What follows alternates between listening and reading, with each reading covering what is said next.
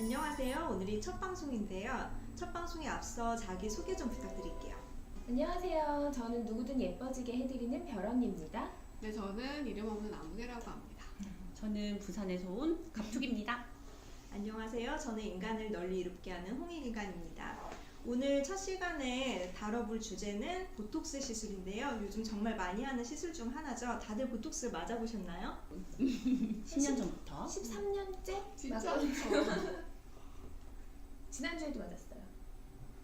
저도 뭐 거울 보고 이렇게 이마도 맞고 미간도 맞고 그렇게 하고 있어요. 저도 30살부터 꾸준히 보톡스를 맞아보고 있는데요. 혹시 어떤 분들에게 보톡스를 권하시나요? 사실 요즘은 권하는 것보다는 본인들이 다 알아서 맞겠다고 하시는 경우가 더 많은 것 같아요, 사실은. 누구든 맞으면 예뻐지니까. 네 군데는 꼭 맞으라고 이제 꼭 말씀드리는데 미간, 콧등, 눈가, 이마 이제 수면 수술로 주름은 늘어날 수밖에 없거든요. 그래서 보톡스 맞으셔서 이제 덜 쓰게 마감만 주시면은 남들보다 훨씬 천천히 늙으실 수 있어요. 그렇죠. 네. 깊은 주름 예방 주사? 맞아요. 네. 그렇게 할 수도 있을 것 같아요. 그래서 예전에 그 재밌는 논문이 일란성 쌍생아 연구에서 한쪽은 보톡스를 계속 맞고 한쪽은 안 맞았는데 되게 시간이 지나서 보니까 쌍둥이가 아니고 자매인 것처럼 한쪽은 젊어 보이고 한쪽은 좀 더 나이 들어. 언니랑 동생. 이런 식으로. 제가 35살 넘어가면은 보톡스 다 보내드리니까 이런 질문 진짜 많이 하세요. 그 맞다가 안 맞으면 더 늙는 거 아니냐고. 그러면은 지금 언니가 해주신 말씀 꼭 해주거든요. 이제 맞은 사람이 덜 늙는 거지 맞다가 안 맞는다고 더 늙는 거 아니다. 그거 꼭 기억하시고요. 보톡스에 대한 오해 이것만은 풀고 싶다 하는 거 있으신가요? 보톡스 맞으면 얼굴 빵빵한 거 아니냐고 이런 말씀들 많이 하시고요. 인터넷 하다 보면은 연예인들 얼굴 이렇게 풍선처럼 돼서 나오면은 거기 달린 리플들이 다 보톡스 맞았다라는 리플 되게 많아요. 그거 어떻게 생각하세요? 그렇죠. 사실 보톡스는 이게 근육을 못 움직이게 해서 이렇게 판판하게 해주는 거지 빵빵하게 볼륨을 주는 게 아니에요. 그치. 보톡스는 얼굴을 작아지게는 만들 수 있어도 커지게는 못 만들어요. 그래서 빵빵해질 수는 없는데 아마 필러하고 보톡스하고 헷갈리시는 것 때문에 그래서 물어보시는 거 필러랑 아닌가. 보톡스 많이 헷갈려 하시고요. 정말 풍선처럼 되는 거는 보통은 지방 이식을 많이 그렇게 하시죠. 네. 그중에 필러로 하시는 분들도 있기는 해요. 계속 하시는 분들. 강남 미인 취향으로 그 원장님들도 그런 좋아하시는 분들이 취향으로 계시고 시술을 해주시는 분들이 있더라고요. 그래서 취향 차이니까. 네. 그리고 보톡스도 종류 많잖아요. 수입산 보톡스, 국산 보톡스, 그다음에 액성 보톡스도 나오고 내성 안 생긴다는 보톡스도 많이들 권하시는데 혹시 어떻게 생각하세요? 어떤 보톡스가 좋은 보톡스인가요? 사람들이 보톡스 종류를 고민할 때 제일 많이 고민하는 건 물어보는 건 내성이거든요. 근데 보톡스 내성은 제가 지금까지 11년째 보톡스 시술하면서 딱 한 명 봤어요. 정말 진짜 보톡스 내성 환자는 딱 한 명이었고 그 사람은 25살 젊은 여자. 보톡스 딱 한 번 맞아봤는데 내성이 생긴 거였거든요.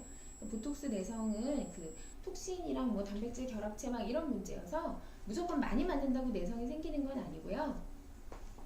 그래서 저는 보톡스 종류랑 내성하고는 상관없다고 생각해요. 사실은 저도 그 내성 안 생기는 보톡스 약간 마케팅인 것 같아요. 굳이 의미는 없고 그런 생각이 들고 아마 항바이러스제 같은 거 내성 생기는 거하고 보톡스하고 헷갈리시는 거 아닌가 하는 생각이 좀 들긴 하고요. 보톡스 저희도 뭐 국산 보톡스 쓸 때 많은데요. 그러니까 초창기에 국산 보톡스는 실제로 여가도 좀 들쭉날쭉 했었거든요. 근데 요즘에는 워낙 제품들 좋아서 뭐 굳이 비슷한 것 같아요. 또 요즘은 웬만한 병원들이 다 보톡스 시술하잖아요. 심지어 뭐 내과, 이비인후과에서도 보톡스 시술하시더라고요. 혹시 보톡스 맞는 병원 선택할 때 뭐 어떤 기준으로 선택하면 좋을까요?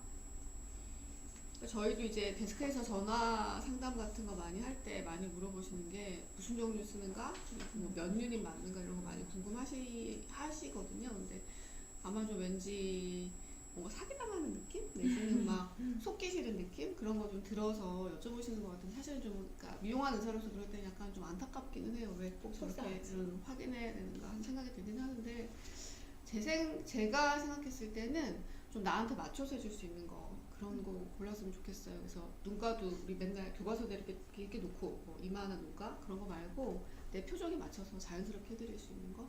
그리고 또 본인이 또 요구사항이 있으시면 미리 말씀해 주시면 또 맞춰서 해드릴 수도 있거든요. 그러니까 그런 부분이 고려사항 아닌가. 저는 그래서 상담한 의사가 직접 시술해 주는 거 되게 맞아요, 중요하다고 맞아요. 생각하거든요. 맞아요. 분명히 상담할 때 실장님이랑 상담했을 수도 있겠지만 눈가는 자연스럽게 미간은 잘 잡아주시고요. 이만 무겁지 않게 해주세요 했는데 이제 시술을 다른 분이 하시는 거죠. 그러면 이제 엉뚱한 시술이 될 수 있으니까 이제 그렇죠. 시술한 원장님이 바로 이제 그 상담까지 해주시는 그런 병원 가시는 걸 저는 추천드리고요. 그렇죠. 그리고 이제 보톡스 맞아 보면은 스스로 느끼시는 게 있을 거예요. 그러면 그거에 대해서 이제 시술을 해줬던 의사를 다시 찾아가서 얘기를 하고 그러면 의사도 피드백을 받을 수 있고, 맞아요, 맞아요. 예, 그렇게 이제 서로 더 조정해가면서 점점 예뻐지게 시술이 가능합니다. 근데 이제 여기저기 좀 여기 갔다가 저기 갔다가 또는 뭐 이렇게 의사가 계속 좀 바뀐다거나 그러면은 계속해서 좀 실패 확률이 높아질 수도. 보톡스 맞는 병원을 찾으실 때 보톡스 종류나 몇 유닛 이런 건 별로 정말 중요하지 않아요. 하나도 생각도. 중요하지 않고 얼마나 내 얼굴을 잘 봐서 놔줄 수 있는 사람이냐를 보시면 돼요. 100명이 있으면 100명의 보톡스는 다 다르게 놓거든요. 근데 그냥 진료도 안 하고 들어가서 누워있는 사람 이렇게 주사만 놓고 나오는 거는 똑같이 놓을 수밖에 없는 거지. 그걸 보시는 게 제일 중요한 것 같아요. 지금 지나가는 얘기로 잠깐 이제 얼굴형에 맞는 보톡스 얘기하셨는데 그게 지난번에 말씀하셨던 디자인 보톡스죠? 그렇죠. 디자인 보톡스. 네, 그러니까 간략하게 좀만 더 설명해 주시겠어요? 네, 그러니까 보톡스 교과서에 보면은 나와요. 이마 보톡스 놓는 법, 몇 센치 위에 몇 유닛, 몇 포인트. 근데 그게 아니라 정말 사람마다 자기 표정에 따라서 생활 습관에 따라서 얼굴 모양에 따라서 다 달라요. 그걸 고려해서 디자인을 하고 놓는 보톡스인 거죠. 그래서 단순히 주름만 펴지게 하는 보톡스가 아니라 나를 더 이뻐지게 하는 보톡스를 놓는 게 디자인 보톡스입니다. 갑두건님, 그 부산에서 리프팅 더모톡신으로 유명하다고 들었거든요. 조금만 부럽다. 설명해 주시겠어요? 리프팅 더모톡신은 그 다들 아실 거예요. 스킨 보톡스라고도 하고요.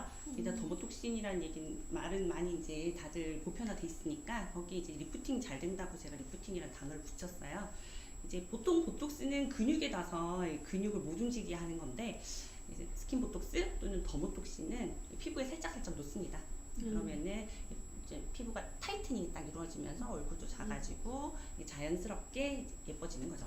그죠? 근데 언니가 놓는 리프팅 톡신이 그냥 더마톡신이랑은 살짝 다르기는 하잖아요. 물리학적으로 이렇게 놓는 양이랑 깊이를 좀 다르게 해서 당겨지는 힘을 조절하는 거니까 그렇죠. 그냥 스킨에만 얇게만 놓는 스킨 보톡스랑 좀 다르긴 하지. 네. 그렇게 이렇게 더모톡신을 처음으로 이렇게 그 기법을 개발하신 의사 선생님이 우리나라 선생님이에요. 그래요? 전 세계적으로. 언니 그분한테 배우신 거? 네. 아웅이 언니, 저희 중에서 그래도 경력 제일 오래되셨잖아요. 그 나만의 이것도 보톡스 안 비법. 아니요. 나만의 사실, 보톡스 네. 비법 하나만 풀어주고 가세요.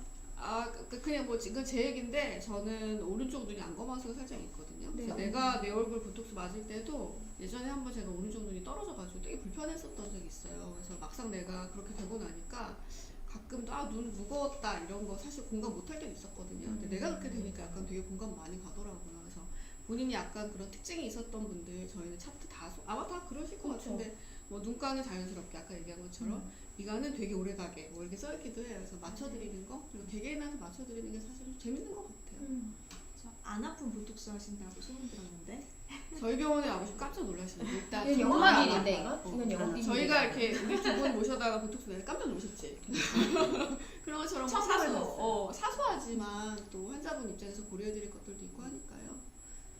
저도 보톡스 처음 맞았을 때 사실 눈꺼풀 무거운 게 제일 힘들었거든요. 왜냐면 제가 평소에 눈을 치켜뜨는 버릇이 있어가지고 맞아. 이제 이마를 못 쓰니까 눈꺼풀이 일을 못 하는 거예요. 근데 안검하수가 없는 사람이면은 몇 번 반복해서 맞다 보면 눈꺼풀이 힘이 좀 세지는 것 같아요. 좀 계속 맞다 보니까 좋아지더라고요. 그러니까 사실은 환자분들이 뭔가 불편하다고 얘기했을 때 그거를 잘 설명을 해주면 좋은데 다들 너무 바쁘고 아까 얘기하신 것처럼 실장만 만나고 가거나 그런 경우들이 많으니까 서로 환자 의사 간의 어떤 오해들 그런 그리고 게 사실 쌓이기도 하는 것 같아요.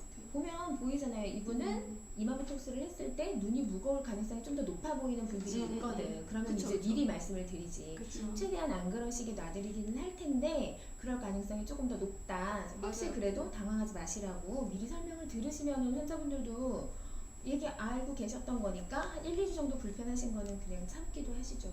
맞아요, 맞아요. 그 이제 뭐 두 가지 다 잡을 수는 없다. 맞아. 눈도 크게 떠지면서 이만 빵빵해진다. 아이고 맞아요, 둘 다 맞아요. 가실 수 맞아요. 없어. 고 입안 실 넣으면 잡을 수 있지. 여기 가시고 그런 분들 여기 가시고 입안 실 리프팅 하시면 돼요. 그러면 여기 가시고. 네, 지금까지 보톡스에 대해서 솔직한 수다를 풀어보는 시간이었는데요. 다음에는 어떤 주제로 만나게 될지 기대해 주시고